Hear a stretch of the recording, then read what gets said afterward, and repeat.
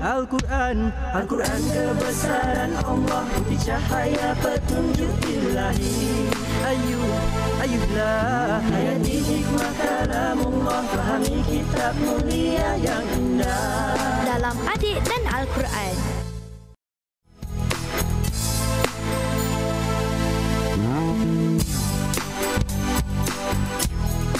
Saya Ismail. Kawan-kawan nak tahu, Imam Malik merupakan imam kedua dari keempat imam fiqh yang tersohor. Saya Muaz. Kawan-kawan kenal tak Ibu Imam Malik? Ibu Imam Malik bernama Aisyah binti Syuhair dari Yaman. Ismi Muhaimin. Info hari ini. Ayah Imam Malik iaitu Anas merupakan seorang pembuat anak panah. Saya Sa'ad. Nak tahu tak kawan-kawan? Ibnu Malik dilahirkan di Zil Al-Marwah pada 93 Al-Hijrah. Saya Hafiz. Kawan-kawan tahu tak? Rabi'ah bin Abi Abdul Rahman merupakan guru kepada Imam Malik. Saya Tasnih. Kawan-kawan tahu tak? Imam Malik memiliki wajah yang tampan dan kulit yang putih kemerah-merahan. Kami bersemangat memulakan rancangan Adik dan Al-Quran. Takbir, Allahu Akbar. Bersemangat, Ustaz. Semangat betul. Alhamdulillah Ustaz pun naik syah dan naik semangat. Hasil daripada semangat adik-adik di studio ini. Dan kita bertemu kembali dalam rancangan Adik dan Al-Quran. Assalamualaikum warahmatullahi wabarakatuh. Waalaikumsalam, Ustaz. Dan insya-Allah pada hari ini kita meneruskan surah An-Nisa. Surah apa? An-Nisa. Para wanita, ya. Penggemar rancangan ini pun para wanita pun ramai juga. Iaitu pada ayat yang ke-93. Ayat ke berapa? 93. Ya. Dan kita dengar dahulu adik Tasni untuk membacakannya. Silakan. Yang lain sebut tafaddal ya Tasni. 1 2 3. Tafaddal ya Tasni. Ya. A'udzu billahi minasyaitonir rajim.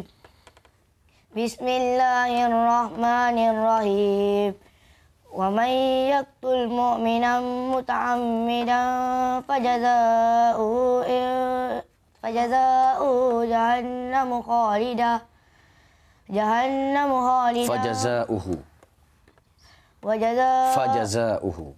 Fajaza'uhu jahannamu khalidan fiha wa ghadiballahu alaihi wa la'anahu wa a'adda lahu 'adzaban 'azima. Oh, okey. Cuma butir perkataan yang disebut tu macam kita sebut orang malas. Yang muta'ammidan fajaza'uhu. Dia tak berapa jelas butir. Lepas ni dia kena jelas ya, yakin. Wa man yaqtul mu'minan muta'ammidan fajaza'uhu. Seterusnya lah sehingga habis. Ya, jangan tak berapa yakin. Okey, tapi apapun percubaan yang baik daripada adik Tasni, 2 mantap untuk beliau. 1 2 3. Mantap. Okey, insya-Allah tajuk daripada hafazan adik-adik yang kita baca pada hari ini iaitu membunuh dosa besar. Apa dia? Membunuh dosa besar. Ya, okey. Oleh sebab itu, Ustaz nak bacakan sedikit statistik tentang pembunuhan ni. Sama ada bunuh orang ataupun bunuh diri lah. Yang telah dikeluarkan oleh statistik bunuh diri kebangsaan. Oh, ada juga orang buat statistik tentang bunuh diri kebangsaan. Tapi bunuh diri lah ya. Yang dikeluarkan pada tahun 2005. Fakta ni sungguh menggerunkan, iaitu menunjukkan 321 kes melibatkan pasangan berkahwin. Oh, stres. Berkahwin akhirnya bunuh diri orang pasangan yang berkahwin. Berapa? 321 kes. Kemudian 29 yang bercerai. Hasil daripada bercerai itu bunuh diri juga. Kemudian 34 balu ataupun janda dan 298 kes bujang. Ini bujang stres lah ni. Kan, tengah-tengah stres kau bunuh diri 298. Maknanya yang tertinggi adalah melibatkan pasangan berkahwin. Yang kedua tertinggi adalah orang bujang. Kahwin pun payah, bujang pun payah, stres kedua-duanya bunuh diri. Ya, ini juga dianggap sebagai mengambil hak Allah. Sebab hak Allah ni adalah untuk mengambil nyawa seseorang. Ya, tiba-tiba seolah-olah dia kata, aku ambil hak Allah, aku bunuh, aku tentukan. Kadang-kadang ada yang cuba bunuh diri pun tak mati juga. Tapi kebetulan sama tindakan dia tu dengan apa yang Allah telah takdirkan, memang mati. Seolah-olah cuba mengacau hak Allah, iaitu mengambil nyawa seseorang. Itu sebab dianggap sebagai satu dosa besar. Sebagai apa? Dosa besar. Dosa besar. Don, jangan bunuh diri. Ya. Oleh sebab itu, ayat ini juga sekali lagi menegaskan kepada kita bahawa, ya Allah, besar sangat dosa sampai Allah tak ampunkan. Allah tak ampunkan itu mengisyaratkan dengan satu ayat terjemahan, Allah dia ni kekal ke dalam api neraka. Maknanya tak keluar-keluar. Bila tak keluar-keluar ni, maknanya Allah ampun ke tak ampun? Tak. Tidak ampun. Inilah mengikut tafsiran oleh Ibnu Abbas radhiyallahu anhu, sahabat Nabi yang faham sangat Al-Quran. Dia kata, oh, tiada maaf bagimu sama ada bunuh diri ataupun orang yang membunuh orang lain. Bahaya tak adik-adik? Bahaya. Itu sebab seorang yang mensyarahkan hadis-hadis yang diriwayatkan oleh At-Tirmizi, iaitu dalam kitab Tuhfatul Ahwazi. Kitab apa? Tuhfatul Ahwazi. Dia mengatakan hilang dunia ni keseluruhannya, iaitu hilang bumi, hilang laut, hilang manfaat kat dalamnya, hilang manusia, hilang dunia lah, dan segala isinya adalah lebih baik daripada terbunuhnya seorang Muslim. Itu sebab Nabi SAW menyebut dalam satu hadis yang sahih dalam kitab As-Sahihain, Bukhari dan Muslim, perkara pertama yang akan dihakimi pada hari kiamat, perkara pertama menunjukkan penting, adalah yang berkaitan dengan darah. Mencuri, merompak, itu nombor 3, nombor 4, nombor 5. Tapi yang pertama berkaitan dengan pembunuhan dan berkaitan dengan darah. Menunjukkan besarnya dosa. Kita akan sambung selepas ini. Terus setia bersama kami. Jangan ke mana-mana kerana Ustaz ada satu cerita menarik yang lepas ni, iaitu cerita Ustaz membunuh. Jangan ke mana-mana. Dalam rancangan Adik Dan Al-Quran. Alhamdulillah, terima kasih kerana tidak membunuh nyawa tanpa hak. Dan terus setia bersama kami dalam rancangan Adik Dan Al-Quran. Tullabi. Naam. Ya, seperti mana yang Ustaz cerita tadi, Ustaz pun pernah membunuh. Membunuh nyamuk. Begitu juga dengan membunuh ular, membunuh kalajengking dan membunuh binatang-binatang bisa. Boleh ke tak boleh? Boleh. Itu boleh. Satu benda yang membahaya kepada kita, yang memudaratkan manusia, ada keperluan, ketika itu tak ada masalah. Yang dipersoalkan kat sini adalah membunuh nyawa manusia. Tambah pula membunuh tanpa hak. Ataupun dalam arti kata lain, bahasa mudahnya, membunuh dengan sengaja. Membunuh dengan sengaja. Ini masalahnya. So dosanya berdasarkan yang Ustaz katakan tadi, mengikut seorang sahabat Nabi, Ibnu Mas'ud, dia kata tidak akan diampunkan. Apa dia? Tidak akan diampunkan. Sebab ia itu jelas. Dia kata kekal kat dalam api neraka. Maknanya bila kekal kat dalam api neraka, maknanya seolah-olah dia macam kafir. Tidak akan keluar-keluar untuk selama-lamanya. Tetapi jumhur ulama salaf dan khalaf terdahulu dan terkemudian, majoriti mengatakan still ada peluang diampunkan. Masya Allah. Insya Allah kita semua bersama pandangan jumhur, sebab Allah Maha Pengampun lagi Maha Penyayang. Walaupun ada implikasi hukum-hukum yang Ustaz akan terangkan selepas ini. Tullabi.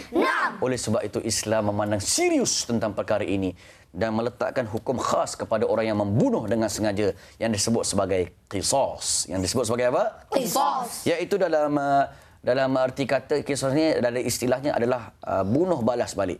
Membalas balik dengan pembalasan yang sama seperti mereka orang tu lakukan kepada kita. Maka kelebihan hukum qisas yang telah kita bicarakan satu ketika dahulu dalam surah Al-Baqarah disebut oleh Nabi sallallahu alaihi wasallam.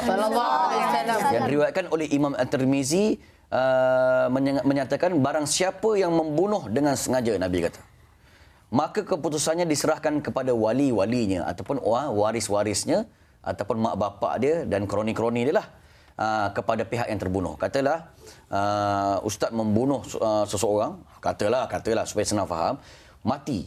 Ketika itu bila dah mati, orang dah mati itu dah matilah, kena tanam. Siapa yang bertanggungjawab kepada si mati? Wali. Mak bapak dia ataupun wali-walinya. Tanya, nak buat macam mana? Nak bunuh balas balik ke? Semuanya atas pada wali-walinya. Ya. Kemudian mereka yang berhak membunuh atau mengambil diat, yakni 30 unta dewasa, 30 unta muda, 40 unta sedang bunting. Jumlahnya 100 ekor unta.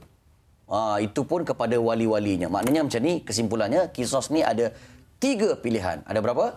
3 pilihan. Pertama, dia bunuh sengaja. Pilihan pertama, keluarga mangsa tadi, dia kata, saya nak bunuh balik. Boleh. Dengan kebenaran hakim, untuk melepaskan dendam dan rasa kecewa dan dendam 7 keturunan. Ya. Pilihan kedua, kalau dia tak nak bunuh, kesian. Nak buat macam mana, dia dah terlanggar. Kan? Sengaja langgar, tapi saya nak bunuh balik pun tak tergamak. Memang Islam benarkan untuk memaafkan bagi wali-wali dan waris-warisnya, tetapi maaf-maaf pun kerana kecuaian kau, kerana kau sengaja buat niat jahat, Islam suruh bayar denda. Islam suruh bayar apa? Denda. Ataupun dalam bahasa fiqahnya diat. Apa dia? Diat. Itu yang Nabi sebut tadi, 100 ekor unta dengan pembahagian 30 unta dewasa, 30 unta muda dan 40 ekor unta sedang bunting. Jumlahnya 100 ekor unta. Kalau satu ekor unta, Ustaz pernah sebut sebelum ini adalah RM5,000. Kalau 100 ekor unta, berapa ribu? 1,000. RM500,000 ataupun setengah juta. Macam mana kau hafal matematik ni? RM500,000 ataupun setengah juta. Keluarga mangsa tu berhak. Bak. Dia kata, kau yang bunuh, bak sini. RM500,000 setengah juta. Itu pilihan kedua. Pilihan ketiga daripada hukum qisas ini, iaitu maafkan terus. Iaitu, aku tak nak bunuh balik. RM500,000 ataupun 100 ekor unta pun tak apalah, kesian nampak kau orang miskin. Oleh sebab itu aku maafkan. Ada 3 pilihan. Alamak. Maknanya kita boleh berpilih. Kalau rasa tak puas hati, boleh bunuh balik. Adil ke tak adil hukum tu? Adil. Adil. Kalau rasa dia nak maafkan, boleh maafkan. Tapi dapat duit, masyuk. Berapa tadi? 5,5 juta. Setengah juta punya banyak. Kalau rasa dia baik hati lagi, berhati malaikat, ambillah pilihan yang ketiga. Iaitu maafkan terus. Ya. Oleh sebab itu, adik-adik yang rahmati Allah, tullabi, kita nampak hukum qisas ni dapat menggerunkan orang. Menggerunkan penjenayah. Pasal apa? Kalaulah penjenayah ni bebas, hanya dipenjarakan sebagai contoh. Orang masih tak puas hati. Alah, penjara, duduk penjara kadang-kadang bukan sampai seumur hidup pun. Kenyang-kenyang makan ikan kembung free kat dalam penjara. So keluarga mangsa puas hati ke tak puas hati? Tak puas hati. Jadinya penjenayah pun kata, alah, duduk penjara lagi best. Makan free. Dia kata, gemuk-gemuk duduk penjara tu. Cuma bezanya tirai besi duduk seorang-seorang. Itu je. Maka ketika itu, bukan sekadar itu. Kalau misalnya sebagai contoh, bunuh pula, kita bunuh balas. Islam suruh di hadapan khalayak ramai. Di hadapan apa? Khalayak ramai. Khalayak ramai, semua tengok. Kalau misalnya ada dekat sebuah negara tu dijalankan, ada stesen TV pula, live. Semua tengok secara live. Bunuh aja. Secara langsung putus kepala, dipancung, tergulik kepala. Ya Allah. Penjenayah pula tengok yang belum membunuh lagi, yang rasa alah nyawa manusia, bunuh aja. Dia tengok secara live. Tergulik kepala. Tak berani, adik-adik. Itu sebab orang kata mengelakkan penjenayah. Kemudian mengelakkan rasa apa lagi? Hikmah qisas. Apa dia? Muaz? Dendam. Ya, 2 mantap tu Muaz. 1, 2, 3. Mantap. Mengelakkan rasa dendam seperti mana yang Ustaz katakan tadi. Begitu juga dia menjadikan apa? Memberikan kepuasan kepada keluarga si mangsa. Ya, dia rasa puas hati boleh bunuh balik ataupun dapat pampasan. Ataupun qisas juga mampu mewujudkan keamanan. Apa dia? Keamanan. Sebab kita ikut hukum Allah. Manusia cuba create satu hukum. Ustaz teringat ada dulu hukum di zaman Barbarian dulu. Penjenayah dihukum 500 tahun penjara. Ada tak umur orang sampai 500 tahun? Tak ada. Tak ada. Pendek kata kalau dia mati, hidup balik. Mati, hidup balik. Mati, hidup balik. Tak sampai lagi 500 tahun. Nyawa, kan? Hukuman tetap tidak habis lagi. Maknanya beratnya hukuman tersebut. Cuma Ustaz tanya, hukuman yang dikenakan 500 tahun penjara ni adakah kurang jenayah? Berlaku dekat negara barat? Tak kurang juga jenayah semakin banyak. Tetapi qisas ini statistiknya boleh tengok kepada statistik yang dikeluarkan oleh Kerajaan Arab Saudi. Ketika itu memang jenayah akan berkurangan. Dan ketika itu yang paling besar, dihapuskan dosa. Apa dia? Dihapuskan dosa. Dihapuskan dosa. Moga-moga di akhirat tidak dituntut dan tidak kekal kat dalam api neraka. Siapa? Allah. Itulah hikmah yang terbesar antara hukum qisas. Kita akan dengar daripada Atuk apakah ulasan Atuk selepas ini tentang dosa-dosa besar ini. Terus setia bersama kami dan adik-adik dalam rancangan Adik. Yes, anda bersama kami dalam rancangan Adik dan Al-Quran. Ya, terima kasih kepada cucu-cucu Atuk dalam studio. Terima kasih kepada Ustaz Zamri yang telah pun menghuraikan pengertian ataupun hukum membunuh. Dan terima kasih kepada cucu-cucu Atuk di luar sana yang masih setia bersama kami dalam rancangan Adik Dan Al-Quran. Alhamdulillah. Cuma Atuk nak tambah sikit apa yang Ustaz Zamri sebut tadi tentang hukum membunuh. Hukum apa? Membunuh. Hukum yang disebut Ustaz Zamri tadi, maksud dia membunuh dengan sengaja. Barang siapa membunuh seorang Islam dengan sengaja, dia marah, dia tak tahan dengan dia pun bunuh. Tikam ke, dia tembak ke, dia cekik ke, tak kira lah, pentingnya membunuh. Bagi racun ke apa, yang penting sampai mati orang tu, maka itu namanya Bunuh. Itu yang salah. Tapi kalau membunuh dengan tak sengaja. Macam mana bunuh tak sengaja? Saya katakan kadang-kadang malam-malam seorang suami tidur, isteri sebelah dia mengigau. Dia mengigau, dia bersilap, cekik bini dia.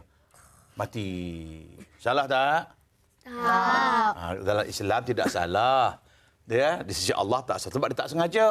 Tetapi di segi adat, kena bawa pergi mahkamah tak? Kena. Silap-silap 10 tahun kena juga. Atuk nak cerita, satu cerita manusia Atuk ya. Atuk pernah dibawa melawat penjara. Atuk pernah masuk penjara. Bukan masuk pasal salah lah dia. Pergi melawat dalam penjara. Jadi Atuk bertemu dengan seorang banduan dalam penjara, siapa tahu? Seorang hafiz Quran. Hafiz dalam penjara. Atuk terkejut. Kenapa dia ni hafal Quran masuk penjara? Apa salah dia? Salah dia bunuh adik dia. Dia bunuh apa? Adik dia. Tanya dia, macam mana awak bunuh adik awak? Dia kata, saya belajar hafal Quran, saya jadi orang baik, saya semayang, adik saya degil, tak nak semayang. Jadi dia marah adik dia. Entah macam mana, bergaduh, tertumbuk macam mana. Mati adik dia. Sengaja ke tak sengaja? Tapi dia masuk penjara juga. Itu mana dunia belum tentu. Tapi si Allah, selamat tak? Selamat. Itu maknanya yang salah bunuh dengan sengaja. Kalau tak sengaja, tak salah. Maka sebab itulah Allah meletakkan perbuatan membunuh ini dosa besar. Dosa apa? Besar. Dalam sebuah hadis Rasulullah sallallahu alaihi wasallam, Nabi bersabda, qala Rasul sallallahu alaihi wasallam, Nabi kata apa? Ijtanibus sab'il mubiqat. Jauhilah kamu 7 perkara yang membinasakan. Jauhilah kamu 7 perkara yang dianggap dosa-dosa besar. Dosa apa? Besar. Apa dia? Yang pertama kata Nabi, asyirku billah. Syirik. Apa dia? Syirik. Itu dosa paling besar sekali. Yang kedua, as-sihr. Sihir. Apa dia? Sihir. Dosa besar kedua. Yang ketiga, qatlin nafsil lati haramallahu illa bilhaq. Membunuh jiwa atau manusia yang hidup ini tanpa kebenaran. Dalam hadis ini Nabi letak membunuh itu dosa yang 3 terbesar. Kecuali kalau dia ada kebenaran untuk membunuh. Siapa? Orang yang dijatuh hukuman bunuh, hukuman mati. Pasal apa dia mengedar dada. Pasal apa lagi? Pasal membunuh orang. Maka dia dihukum bunuh. Hukum mati kena bunuh. Siapa yang bunuh dia? Orang. Kalau orang Arab panggil jalad. Atuk-atuk. Ya. Kalau macam orang tu tak sengaja bunuh kan, lepas tu dia kena bunuh. Kalau masa masuk dalam penjara tu, siapa yang salah? Ya, okey. Soalannya kalau bunuh tak. Atuk cakap tadi. Polis ke yang bunuh tu? Bunuh dia. Itu Atuk. Sebenarnya tadi hadis Nabi kata qatlin nafsil lati haramallahu illa bil haq. Illa apa? Bil haq. Mereka dengan kebenaran. Dia kata dia bunuh orang. Tiba-tiba mahkamah kata dia mesti dihukum bunuh balas. Maka bila dia masuk penjara adalah orang yang diberi tanggungjawab untuk membunuh orang. Cara mana? Cara pancung ke? Cara pakai petik suih karen ke? Petik suih jatuh kursi ke? Yang penting dia kena hukum bunuh. Maka orang ini salah tak? Salah. Orang yang membunuh salah tak?